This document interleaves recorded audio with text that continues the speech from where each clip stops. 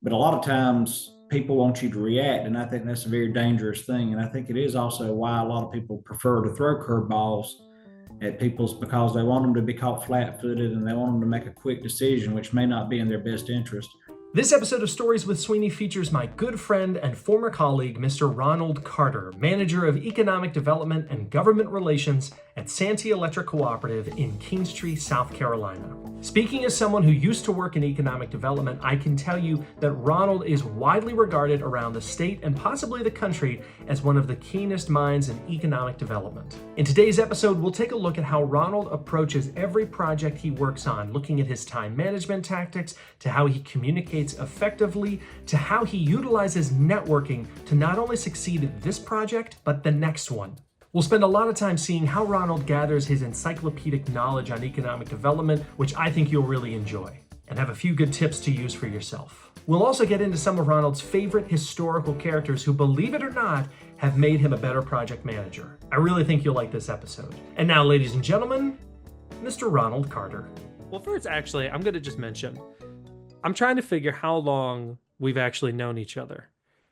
Because I think the first time I met you was in college, working at the Writing Center. But when did you graduate? 2006. Okay, yeah. So my first year there was fall 2005. Yeah. Yeah, and I remember the legend of Ronald Carter at the Writing Center as being this prolific tutor and writer and very particular about kind of how organized he was in dealing with things. And so then the legend began. And then, then we started working together. What would that have been? 2012, 2013? Somewhere around there. 12 or 13, I thought, yeah. Yeah. And one of the things that, and this isn't just, look, I'm not going to just be blowing smoke up here, you know what, the whole time.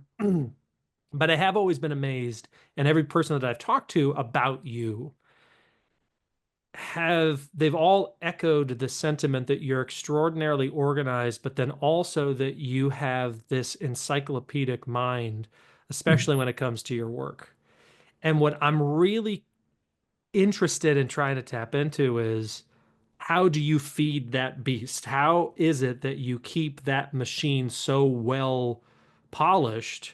Because I mean, you do. I remember one time I asked you something about where do you file it, and you just pointed. I said, "Where do you file this?" And you just pointed right up here. He goes right here. So what? I mean, have you always been that way? Have you always been organized?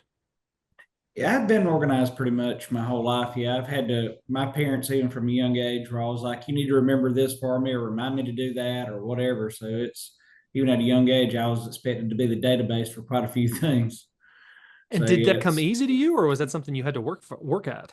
No, for me, it did come pretty easy. I think I might have been born with a little bit of that, but I have had to work at my filing system mentally over the years. So it's really about association. Take things and put them in the right buckets so that you can access them easily. Well, and we'll definitely almost like a mental filing system. Well, the first thing popped in my mind was in the BBC TV show Sherlock, where Sherlock has his mind palace, where it's all of that essentially association, where he imagines a house or a physical place where he's able to actually walk through and associate where facts are located. Do you have anything like that, or is it just a matter of you associate, you remember? And I think it's very similar to the Sherlock thing. I've actually seen the thing you're talking about. No, it is very similar to that. I mean, it's a lot of times there are little things that trigger like certain people. You have like the John Sweeney file would have everything that you and I've ever done together in it, and our time at NISA and things like that. So yeah, if I open my John Sweeney file, I can go back to those memories pretty easily. But couple yeah, of it's just moths, a couple of bats fly out of it. Well, no, a lot of good memories on that one. Oh, well, good. I'm glad to hear that. How do you, on a daily basis, are you routine based? Do you do a lot of things based on routine? Absolutely. Routine is very important. I mean, I get up around 5:15 every morning, and I've got a routine I go through to get ready for the day. And as I'm driving to work, I sit there, and even though I do have a calendar that I very rigorously keep up with, I'll already start prioritizing tasks. I have about an hour and 15-minute drive into Santee Electric every day. and I'm already coming up with a game plan of what I'm going to do. And that continues all the way until I get to work, and I get in and I just start getting things done. I mean, that's the way I've got to do it. There's certain days you have to have certain tasks. I mean, I like to put things in two buckets, two macro buckets, if you will. There's micro buckets inside those, but the macro buckets are things I want to do and things I have to do. So I start out every day trying to take care of the things I have to do, and then I spend the last half of the day doing things I want to do. And that's the way I like to treat those things. Now, why that order? Why do the things you have to do first? Get them out of the way. Eat the I worm. believe in end the day on a high note. That way, when I'm going home to be with my family, I'm going to be in a little bit better mood because I ended the day on things I had to do instead of things I wanted to do versus things I had to do, because you're always going to be a happier person when you end your day on doing something you enjoy. Boy, that's a great lesson to take away. And it is funny, I mean, myself included, it's starting the day is sort of like jumping into cold water sometimes. Like, Mm-hmm. do I really want to do this? But it makes a lot of sense to get that stuff out of the way, jump in the ice bath, Right. get going, and then the rest of the day go. Do you when do you how do you keep track of your tasks? Are you a list person? Do you have like a CRM? How do you keep track and know you're making progress? There's two ways. I mean, number one, yeah, I am a very much a list person. I believe in Outlook calendars. I have a calendar invitation for any major thing that needs to get done that day. Has a calendar invitation, and it has a reminder 5 minutes before the time that I plan to do it on there. A lot of people at work, when they've seen my calendar, they've made the comment, "We know exactly what you're up to today," because of the fact that I've just got it meticulously organized. But then also on my desk, I have a legal pad, and I have things that I need to get to at some point. Those are not the urgent, the world's on fire issues. The world's on fire issues go on the calendar. I just need to get it done at some point. Things go on the legal pad. So when I find myself with extra time for whatever reason, I can go through and check off those items as well. And that's kind of how I organize it. It's really a simplistic version of the Eisenhower matrix, which you may be familiar with. No, no, I'm not. So the Eisenhower matrix was basically do the things that are important, delegate the things that aren't, and then eliminate the things that you don't need to be doing anyway. And he had a couple other subcategories under there. I put mine into really the two, which is the things I want to do and the things I have to do. So I simplified it quite a bit more than his 4 quadrant matrix. Mine's just a 2 quadrant matrix. I believe in keeping things a little more simple. But then again, I never had to command an army before, so maybe that would be a reason for that. Where did you So first learn about the Eisenhower method? yeah, I've seen it over the years in a lot of my business reading. I spend, as you know, a lot of time reading academic publications and things about really about being organized, about doing business, about trying to find ways to be an effective project manager. And I feel like we can always learn. So I do spend a tremendous amount of my time reading. When I get home in the evenings after the kids are in bed and a lot of that goes on, sometimes I'll have Netflix going in the background. But generally speaking, I'm on my phone reading articles off of LinkedIn or Bloomberg or Forbes or you name it. I mean, I read about anything I get my hands on about business. And I really like to be around people who are successful. And I try to learn as much as I can from them about how are you doing and how are you navigating this life. The thing you run into, and I know this is a long answer, but the thing you run into is people are coming at you from every angle imaginable every day. And some of that stuff is just really noise. It's not something you need to really be paying attention to. So you've got to find a way to basically screen that and stay on task. You've got to be laser focused on what your goal is for that day. And I think that's extremely important to start your day with a goal. So that's, like I said, when I'm driving into work every morning, I decide, what am I trying to do today? And I try to come up with one goal. I mean, everything else is just that. It's noise and it's little things and tasks you got to do because you got to do them. But the goal is the thing I want to do for that day. And that's what I'm trying to get to that whole day. I heard I remember a conversation I had with someone um, where they talked about how they didn't plan too much on the calendar or plan every second of every day because they felt too many curveballs came through, and if they had a meticulously planned calendar, it would get completely Mm-hmm. derailed. I've seen you work, and I know that you do have curveballs thrown at you all the time. Oh, yeah. I'm How do you deal with the curveball if you've got your calendar laid out? Stuff happens. How do you adjust? Well, of course, not all curveballs are created equally. I mean, if it's a minor curveball that I can just hit with a bat and move on, then we're good. We'll just go ahead and take care of that. But if it's a curveball that involves derailing the whole day, then either I have one of two choices, which is either shelf everything I plan to do that day and go address it, or either do the most logical thing, which is if it's not burning the world down, just put it on the calendar for another day. And then it's generally speaking to do the second one, because if you can put it on the calendar for another day, it gives you more time to think about the situation and to think about all the angles and to come up with a plan of attack about how you're going to solve that problem or that issue or whatever the case may be. But a lot of times people want you to react, and I think that's a very dangerous thing. And I think it is also why a lot of people prefer to throw curveballs at people's, because they want them to be caught flat-footed and they want them to make a quick decision, which may not be in their best interest or the best interest of the company that they serve. Well, and making quick decisions would probably be easier if you have better information. And I know that there's Right. nobody in the field of economic development, certainly, that I've ever seen that has better information than you.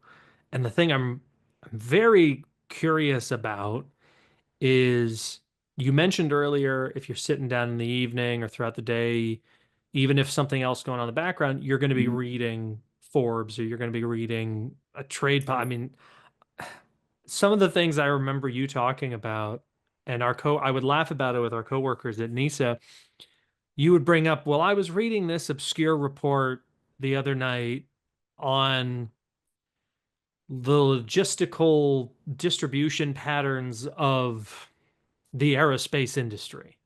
Mhm. And like we would look at each other, the coworkers and I, and just be like, yeah, we believe that he was 100% that he was, because you were able to put this knowledge out so readily.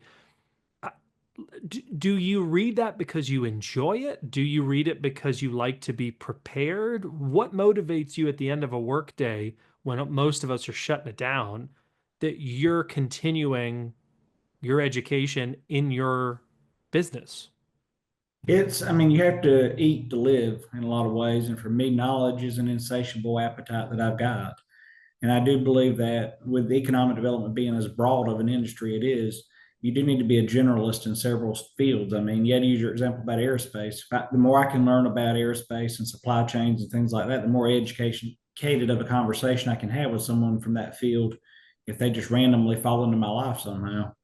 So that's why I try to be a generalist in so many areas, just to know enough to have an intelligent conversation about somebody, to understand what their wants and needs are, and then hopefully to find some way to make what product we're selling match those wants and needs. So that's what we're really trying to do at the end of the day with that. But what motivates you to do it? I just love it. I mean, for me, it's just a love and a passion that I've got. I mean, it's no deeper reason. I mean, as you know, I worked in public service for a while when we were at NISA together, and now I'm at an electric co-op in South Carolina, Santee Electric. And I mean, those are not fields that you're really doing sales in the traditional sense, but you are doing sales. I mean, you're trying to get people to buy an economic development site or building. You're trying to get them to invest in the community, and you're trying to get them to believe in the people of that community. And I think the more you know about, number one, what you're selling, and number two, what their needs are, the more effective you can be in bringing those two things together. Do you believe in having a work-life balance, or is there some other philosophy that drives your approach to what happens at the office versus what happens at home? To me, it is all intermingled. I mean, I know that some people see those things as mutually exclusive. I really don't. I mean, I see my whole life as just a river, if you will. I mean, everything that's in that river is in there. The fish are in there, the rocks are in there. It's all in there. It's just part of what it is. And that's how I see life, is it all flows together. I'll tell you one thing I've learned from having children. I've learned so much from them and things that they come up with and things that they think. And it's really interesting. I mean, I'll give you an example. My son came up to me one day and I just reprimanded his sister for doing something she shouldn't have been doing. And he said, Dad, you need to be nice. I said, Winston, I was being nice. He said, No, you were being Ronald nice. And I really took that to heart. I was like, yeah, he's right. I mean, my nice does not meet the normal human definition of nice, and I need to work on that a little bit. But just the insightful things that they sometimes come up with. I mean, I've got a picture here at the house I have to show you sometime. I was sitting actually in this very spot working on my laptop one evening doing some work, and he came in with his iPad, and I was like, "What are you doing?" He said, "I'm gonna come work with you." And he came and sat up here on my leg, and he sat there, and he was playing with his little game on his iPad, and I was working on mine, and we both had this serious look on our face. And of course, my wife couldn't resist the photo op, so she got that.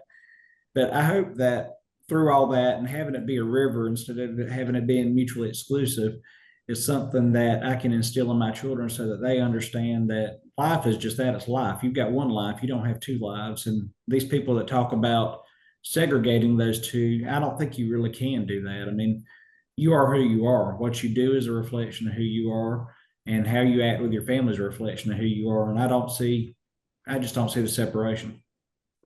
What do you tell somebody, or what would you tell somebody who, because you have a career, Mm-hmm. there are some people who have a job and they're literally just going to pay the bills and trying to find some sense of fulfillment out of that can be a little difficult. What would you tell somebody who said, yeah, that's easy for you to say, you've got a career, I just have a job and I'm trying to get through? What advice might you give a person like that to get them through their day, or maybe achieve a little bit more, even though they're not entirely in love with what they're doing? I think number one is back to the thirst for knowledge. I mean, the more you can learn about what interests you, the more you can pursue that passion. I mean, all of us have something that we're good at. And I don't believe that God created anybody on this planet that doesn't have a purpose. We all have some purpose. We've just got to find it. And the more you can look into your interest, whatever that may be, and you can find some kind of business that marries that, then you'll do it. I know we're not all going to be necessarily fulfilled by the first job we get, but that's not to say that you've got to stay there forever. I mean, there are other jobs that are out there that you can get into that'll fulfill that need that you've got. And I mean, you just got to find it, and you've got to hone into it. And really, I would say you've got to master whatever it is that you're trying to do. Have you ever had to deal with, because you are a very high achiever in economic development, I think you would definitely agree to that. You've accomplished a lot, you expect a lot. How do you deal working with people who don't have the same level of expectations as you? Just a quick break to remind you to please like and subscribe this video. This is a part of a series we've been doing on time management, talking to incredible people about how you can more effectively plan your time and take care of yourself while doing it. All of these episodes are in a playlist conveniently located for you. Please make sure you check that out. This is just a part of a larger conversation, and I think that you'll really enjoy it and find it useful. Also, remember, stick around to the end of this video where you will see the t-shirt that has been inspired by our guest today. I think you're going to really like this one. And now, back to Mr. Ronald Carter.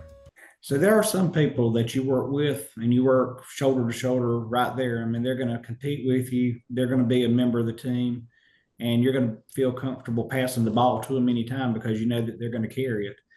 But then on the other end of that spectrum, you do have the kind that you feel like you're dragging along. They're almost like a chain around your foot, if you will, that you've just got to drag down the field. And I mean, yeah, you run into that. So how do you handle it? I mean, you do have to motivate those people to some degree. And I think at the end of the day, we are all human, and we all do have at least some self-interest. And as bad as it may be to say, sometimes you have to actually go to that self-preservation piece of it. I mean, it's more like you're going to do this because if you don't, it's going to be really bad. But on the other hand, I mean, I always prefer the carrot over the stick. I mean, if you can find some kind of reward mechanism for, if we get this done together, you're going to look good, you're going to cut the ribbon, and I'm going to go away. I mean, that makes you pretty happy. So that's what most people really want to see, especially in the utility industry. I mean, I'm not ever going to be front and center, and I don't want to be. I mean, I'm always going to be in the background doing my thing. And if I can make a local official, be it an elected official, be it a hired help economic developer, I mean, if I can make them look good, then I've done my job. And that gives me a lot of satisfaction. But sometimes, yeah, they're right there with you. Other times you're having to drag them. But either way, you can't let that get you down. You just got to press forward no matter what. I mean, you know what needs to be done, and you know what has to happen to win. So just keep on pushing and just keep on winning. You segue perfectly into another question that I have regarding networking and relationships. Mm-hmm. I've had the chance to watch you do what I really think is actual networking. And what I mean by that is I so many times when you say networking, the first thing that comes to mind for me is some convoluted event where people are wearing an awkward name tag and they're holding, watered down drinks and making awkward small talk and whatever. And what I've come to realize, and some of this is actually through watching you, is you network all the time. You are constantly making connections with people no matter where you are. Um, how important has networking been to what it is that you do? Networking is absolutely critical to what we do in economic development. I'll give you an example of that, and you may remember this from your time working at NISA as well. There was a former highway commissioner, and this stuck with me for life. So I apologize to him if he's still around. He said one time that he didn't know anything about protocol, but he knew who to call. And that actually stuck with me a whole lot. I mean, there's a whole lot of times that you're going to need something, be that a permit, be that DOT giving you an encroachment. I mean, anything random like that. If you just know who to call and they know who you are when you call, I mean, that is half the battle. If you can just, you've got to have that network and you've got to know those people and you've got to keep those relationships as current as you can. And I mean, I'm not saying that you've got to be like out there in the field every day, just glad handing. I mean, that's not going to get it done.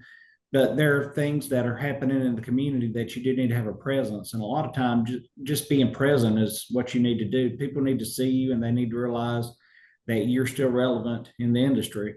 So, yeah, I do spend a tremendous amount of my time doing networking and trying to keep those relationships fostered. I mean, I will admit there's a lot of times that it can be exhausting, but I mean, that's just because I'm an extreme introvert and it happens.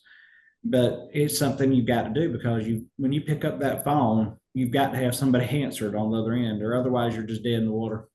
Well, being relevant, showing that you're relevant in the field sticks out to me. The first thing that popped in my mind when you said that was being useful. Mm-hmm. And I don't mean that in a cynical way that you allow folks to like use you, but I mean one of the reasons that people call Ronald Carter all the time is because they know that you know your stuff, that you're going to help if you can, or you're going to connect someone with a person who could help better than you. Um, I think that's probably a big misunderstanding that folks I've talked to have had about networking is they think that it is about glad handing. And Mm-hmm. it's yeah, that's part of it. You want to be a pleasant person, but also if someone runs into a problem, no one who has ever brought up against a problem has ever said, "Let me call so and so. He's a great conversationalist." But every person has said, "Let me call Ronald. He'll know what to do." Mm-hmm. Um, how do you plan on instilling that into your kids or anyone who works with you? The idea that if you want to play the game, you got to be good at it, and then people will essentially create opportunities for you. I mean, as you mentioned, it's a two-way street. I mean, if I expect people to help me, I have to help others. I mean, that is the way that goes. And it is a lot of give and take. And sometimes it's just a matter of giving advice. But I think the best teacher in the world is observation. If my children, if my coworkers, if anybody around me can just watch how I handle other people and how other people interact with me, I think that that's a good way for them to find out how to do that going forward. But you do have to be genuine about the whole thing. It can't be a quid pro quo situation where, well, John, you do this for me, so therefore I'm going to do that for you. I mean, you can't, if you set that up, I mean, it's disingenuous, first off, and people see through that. Yeah. And it's also not a good relationship. I mean, we're not trying to be the mafia here where you do this thing for me. I mean, that's not what we've got going on. It's got For to the be for the a record, you would be terrifying in the mafia. I would hate just because you're so good at what you do. If you put, thank God that you've got a good soul, because if you put your mind to something else, man, oh man, the knock on the door with Ronald Carter, in the middle of the night would be terrifying. But with that said, yes, you do have to definitely, wow, you got me well off track with that. But Sorry, you that's what got see. This is what we're good at. You're good at productive things. I'm really good at throwing people off track. That's you got to be a friend to those people on a professional level. And it's basically if there's anything you can do to help them, to connect them to a solution to their problem, that's what needs to happen. And I mean, it's part of networking. Networking is not just going to an event and having a cocktail. That networking is just what you said. I mean, people communicating and exchanging ideas. And then a lot of times you'll end up meeting other people through those people and vice versa. I mean, they'll meet other people through you, and it just expands the network and makes them more powerful. How do you stay in touch with people? I mean, it's one thing to, I'm a believer in talking to people when you have a reason to talk to them. Mm-hmm. You know, it's very rare that if someone calls and says, I'm calling just to say hi, me personally, I kind of go, oh, I mean, I'd almost appreciate it more if you just said, hey, I'm calling because I've got this thing and you can Right. help with me. I sense that you would agree with something like that. I do. What do you do though in a situation where you work in a field where there are a ton of consultants Mm-hmm. and those consultants can be rather useful for drumming up projects, but you don't necessarily speak to those consultants every day? How do you stay in touch with someone that you won't interact with on a daily basis, but that you need to maintain a relationship with? How do you go about doing that? There's a couple ways. I mean, one of the big things you can do is, and it sounds a little bit cheesy, but I think it does go a long way with them. When they post up on LinkedIn and things like that, you can comment on it, or, even to say something like, I think that's a good article, or I may disagree with it, but here's why I disagree with it. I mean, just to have some interaction with them to keep that relationship alive, I think is good. And then the other thing I would say is, I mean, there are a lot of consultants now, when they're in the region, see if you can't get 5 minutes of their time. Just have that FaceTime if you can. But then there's also national conferences and events you can go to. And honestly, I don't get to do those as much as I used to in the past, but a lot of those conferences are a good opportunity for no other reason, just to go around, shake their hand. Hey, how you doing? Good to see you. And that kind of thing, which I know doesn't necessarily mean much, but it puts you back on their top of mind. And I think that that's kind of an important thing to have happen. You know, it's funny as you were answering that question, and I was gotta say, because you're 100% right, and I've seen you do it, so I know that it works. It's one thing when you hear people say it, and then you like, I've seen you at conferences. You sit in a corner, you don't talk to anybody. You do. I mean, you go and talk, and because you've made yourself useful, people often seek you out to just say hello because they know that you know you're going to help them if they need it. Um, it is funny though. I remember a guy, and it's someone that you know. It's a person that we did business with when we were both at NISA, who did some web development for us. And I have not had any business reason to deal with this person in the last couple of years, but he sort of breaks the rule in that he will every now and then send me an email, Mm-hmm. and he will literally just say, "Hey." He'll like do a brief recap of what we last spoke about. Hey, I haven't talked to you since this happened. Hope you're well. Let me know if there's anything, what. And I, I mean, I've never seen anyone better. I've literally not spoken to this guy in probably 5 years, but he sends me an email every year around the same time. And there have been twice, two moments when he sent me an email at the right time. And I was like, oh, I actually do need this guy. I personally struggle with that, believe it or not. You talk about being an introvert. I'm an extrovert, so you think I wouldn't have this problem, but I have this thing about not wanting to bother people. And Mm-hmm. so oftentimes I may not send an email or make a phone call because I go, well, I don't have a real hard reason to reach out to them. I don't want to bother them. I'm not going to. But, you know, that is another way to do it. You just find a way. And if you're genuine about it, hey, there's no reason for me to contact you now. You just popped into my head. Hope you're doing well. It's the same as a LinkedIn comment that you were talking about, just commenting on an article that they wrote, or, um, finding some way to stay top of mind because you never know when you'll need help from somebody, Mm-hmm. and you don't want them to be like, I haven't heard from you in a decade. What do you I want? mean, it's definitely an inexpensive way of staying top of mind for somebody. Just shoot them an email, send them a LinkedIn message, make a random phone call to them. I mean, whatever. I mean, that's all good ways of staying in touch with people. Yeah. And I think it's necessary. I mean, human beings all want to be appreciated, and they all want to feel like they're relevant to somebody. So, I mean, anytime you can just acknowledge somebody, I think you are staying more top of mind, and you're helping keep your network intact. Let's talk a little bit about project management because Mhm. all of the things that you talk about here solidifies a really good base for just operating any business or any, Mhm. daily task that you have to go through. I'm with task or with project management in particular.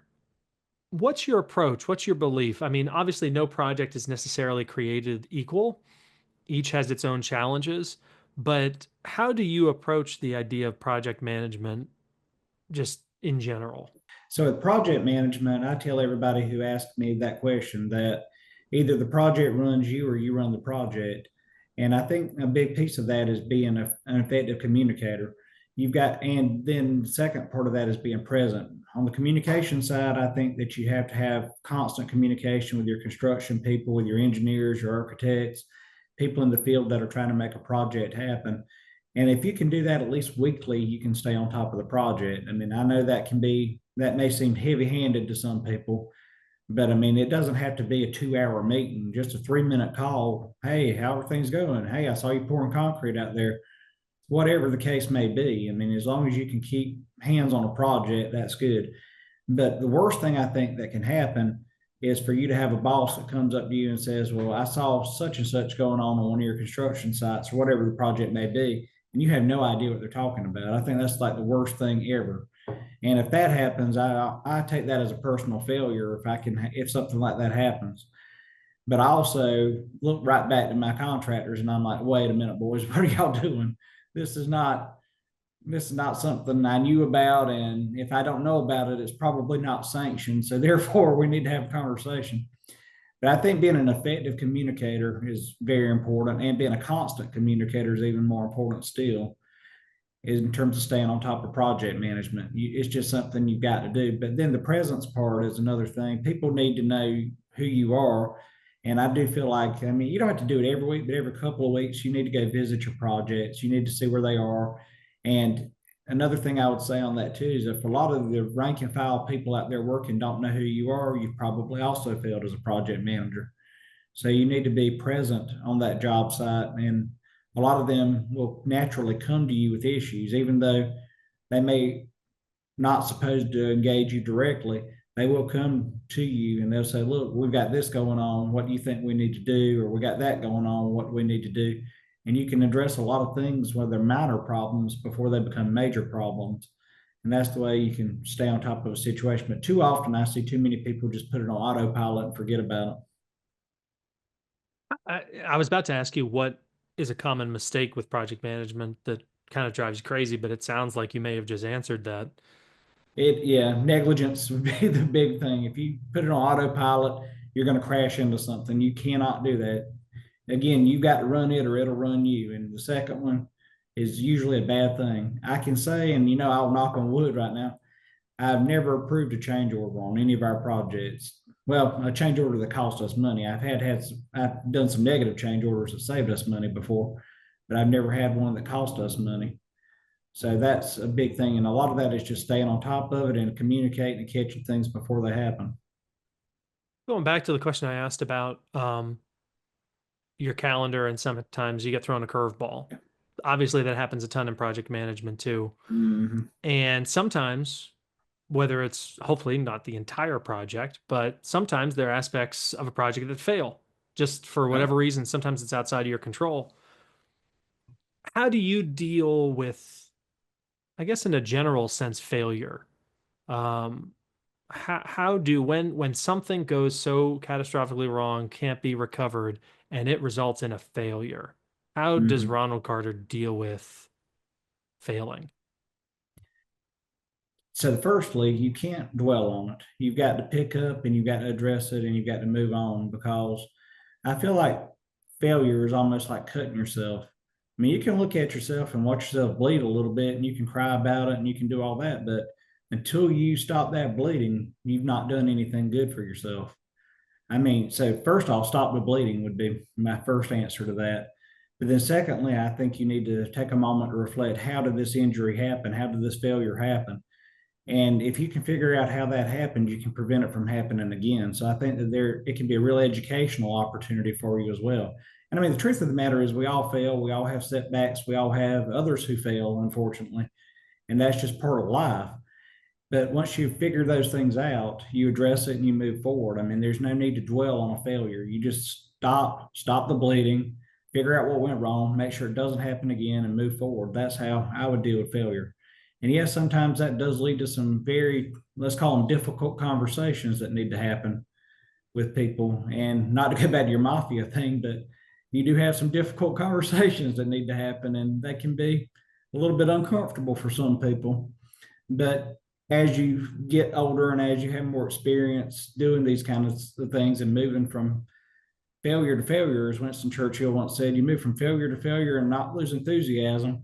I mean, that's what we've got to do is we move from failure to failure and not lose enthusiasm, but we get better every time we do it. But you've got to find a way to convey that. You've got to, of course, be respectful to the people that you're dealing with, but you've also got to be firm in dealing with them in that, look, guys, this was a mistake. And if it's your mistake, own it. But if it's their mistake, make them own it and make them give you solutions about how they're going to make it right. And make sure that those solutions in your mind are equitable and fair for you and for the other party.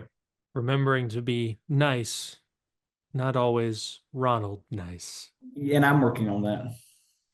I think you're plenty nice, Ronald. I mean, you I'm not disparaging your son, who's phenomenal, and I'm sure, like his father, extremely observant.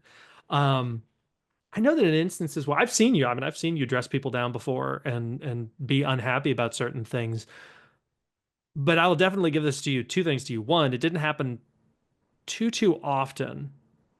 Mostly because you kept control of so many things that you wouldn't allow it to happen. But then the other thing was, I never saw you get stern with someone who didn't truly, I don't want to say deserve it, needed to hear it.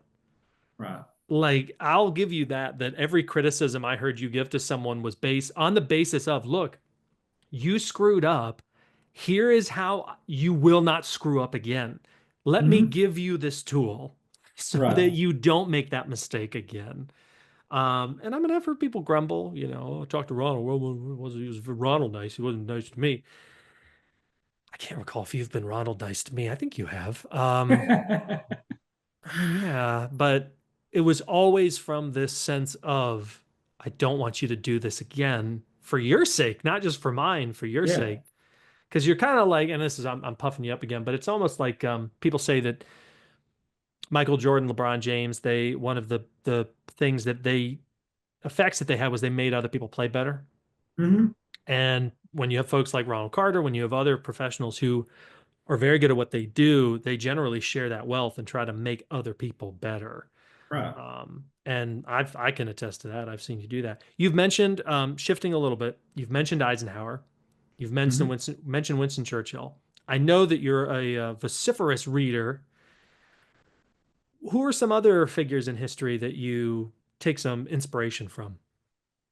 So, you know, I read anything related to history. I mean, one of my big things is reading military history and military tactics because a lot of project management is just like that. It's a military operation sort of thing. You have to be organized, you have to have a plan, you have to execute the plan, you have to realize what went well, what went not so well, and then you make yourself better going forward. So I think you have a lot to learn from history as you go forward. I mean, one of my favorites is von Clausewitz's On War. I mean, I really enjoy reading that one.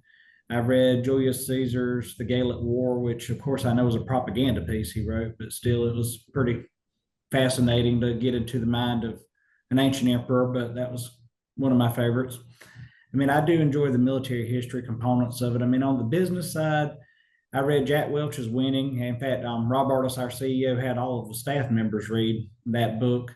And that's now one of my favorites, I'll say, after reading it. And that was Jack Welch, who was the CEO of General Electric for many years, read a book called Winning, and he was talking about how you segment people into different categories of productivity and how you reward your high performers and things like that. And I took a lot away from that book. And I've read, let's see, some of my most current reading. Yeah, I've had just so many things. I mean, I read a history of Viking North America not long ago. I mean, that was kind of fun. But no, I'm all over the board with my reading. Ronald Carter, storming projects like the Vikings, Storm the beaches. It makes sense. Well, think about this though. I mean, economic development is a matter of planning. I mean, you will not win in economic development if you don't do a major planning effort on the front end of that.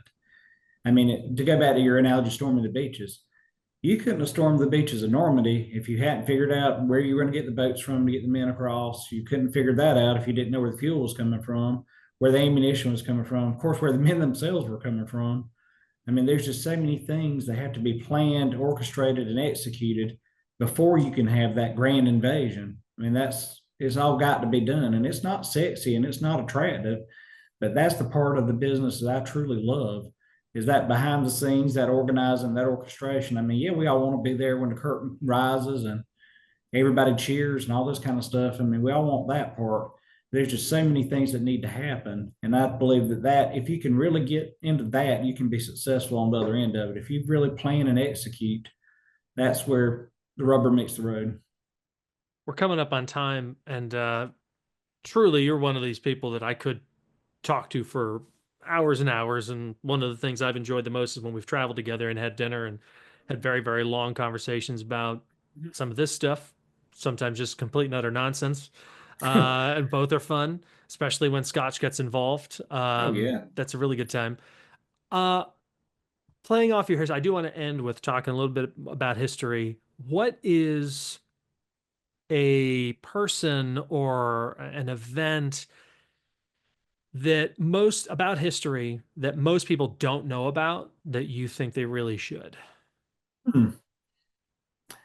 Well, I believe people should know a lot about history. So that's a really tough question about what I think they should know. That's very unique. Um, hmm. Well, That's a tough one, John. let me rephrase that because that is a little more difficult to go after without any preparation. Do you have a favorite? I know you read all the history. Is there a particular era of history you enjoy the most? World War II would be my favorite era of history to learn about. And just to see the struggles that the people on the Allied side went through and the sacrifices they had to make for freedom. I mean, it's just really overwhelming and really humbling if you think about how easy we have things now. Had those people not done that, and had they not shed their blood and sweat and tears at that time, we would be in a much different world than we're in now. And probably not a world that any of us really want to live in. Amen to that. My grandfather was a World War II veteran, and we actually, fortunately, before he passed away, we got video of him. It was one of the only times he actually talked about everything, but he talked about his entire time in the theater from where he got in as an 18-year-old kid. I think he was deployed like the week or two before D-Day, or not before D-Day, before Battle of the Bulge. Mm-hmm. Literally, he was like on the ground for like a couple of days and the Battle of the Bulge happened. And so I agree with you Wow. 100%. I mean, the debt that we continue to owe to that generation just cannot be overstated, uh, Mm. for sure. You did mention Eisenhower. The book that Stephen Ambrose wrote, um, Supreme Commander, that talks Mm. about Eisenhower. I don't know if you've read it. If you haven't, it is right up Ronald Carter's alley for two reasons. One, it's a Haven't great read it. I have to history. look that up. It's phenomenal. And Stephen Ambrose is the guy who his writings inspired the HBO series Band of Brothers. Mm-hmm. He's done a ton of stuff. He's incredible. One of my favorites, next to Eric Larson. Shout out Eric Larson. But you learn so much about one, Eisenhower's leadership style, but two, like and the history of the events, because obviously he was there. But two, the thing that cracked me up the most I learned about was it talks about the petty politics that he had to deal with. Oh, yeah. Like the crap that de Gaulle put him through Mm-hmm. was enough to have anyone just tear their hair out and go, I'm not dealing with this guy. But Eisenhower knew that talking about you saying the sexy Mm. things, this was not one of the sexy things that he was going to have to do. Mm-mm. Managing personalities of his commanders, managing the allies, managing the French, exiled government and all this stuff. Right. And some of these, like literally, there are stories about him dealing with so and so felt slighted at dinner. And, you read it and you go, how petty is like, no, this doesn't matter. There's a world at war. And Eisenhower might say that to his aides, but he always found a way to handle that situation. So one thing that I appreciated about Ike that people might not know, you asked her merely what's something people need to know. This is kind of a footnote in history at this point, but it's something I think is just fascinating to get inside the mind of that man. He thought about every contingency when he was planning. He actually wrote a letter, which I believe is in the National Archives now, that talked about here's how we have failed to invade Normandy. He already had written up a letter in a clear state of mind about how the failure had happened and how it was his responsibility, and he took all the blame for it. And then he went on to talk about how he appreciated the efforts of so many others and all this kind of stuff. I mean, that to me is a true leader that's willing to accept responsibility when things go wrong. And they realize on the front end of that, that if things go right, they may not get a lot of credit, but if things go wrong, yeah, you're going to bear the brunt of it. But he was just such a planner in that, and he knew how to do it. But you're talking about the personalities. He had to deal with Bernard Montgomery, which was probably one of the most flamboyant generals ever, and just the prima donna of all generals. I mean, he had to deal with that. That's one of the reasons Ike ended up with 5 stars, was because he needed to show Bernard that he outranked him. That was the only way he could do it. Otherwise, the guy would think he was on the same playing field. And he would too. King of England, as you remember, because they came from England into Normandy. So he had to deal with the British royal family quite a bit because they thought they were calling the shots, even though they hadn't in many hundred years by that point in time. So he had to deal with that. You, of course, had the folks back home, the president of the United States being a big one, that he had to make sure he was happy and make sure he was apprised of everything that went on. But yeah, it was just a big dynamic. And you also have to keep in mind too, we were at war in the Pacific at the time as well. And even though Eisenhower was responsible for the European theater, he had to be cognizant of what was going on over there, because our military industrial complex in this country was producing for 2 wars at the same time, which is absolutely amazing, by the way. Yeah. But you still have limitations on the material you could get for your men and your immediate needs. And to me, Eisenhower was probably one of the greatest project managers in world history, just by the fact that he could organize those people, that production, that equipment, and that mobilization on that level. And to do it so professionally and with such a cool mind, it's just absolutely amazing. So one quote that I remember, and I can't remember who actually said it, but I think it was one of his subordinate generals. They said when Dwight Eisenhower was a general, he gave an order and the orders were followed. Now that he's president, he sits behind that desk yelling all day and not a damn thing happens. And I think that was a big difference in it. I mean, when you've got those 5 stars on your shoulder, people have to listen to you. But when you sometimes rise even higher than that, they don't listen to you anymore. But it's important in project management to know where you are. Are you the guy with 1 star, or are you the guy with 5 stars?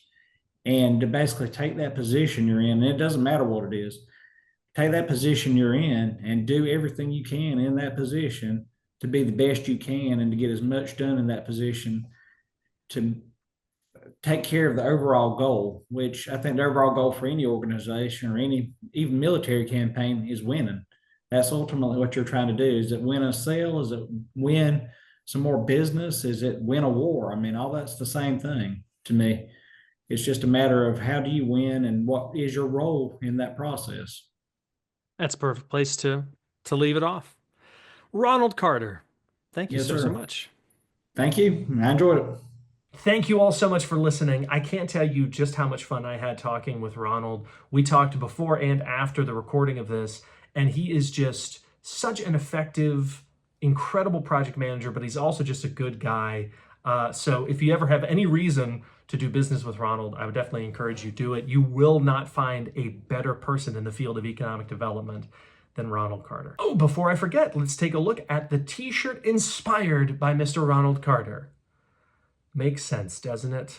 As always, you can find that t-shirt as well as all the other offerings we have on our Bonfire store. The link is in the description. I hope you check that out. So that's it. I hope you enjoyed that episode. Please remember to like and subscribe. I will see you next time right here on Stories with Sweeney.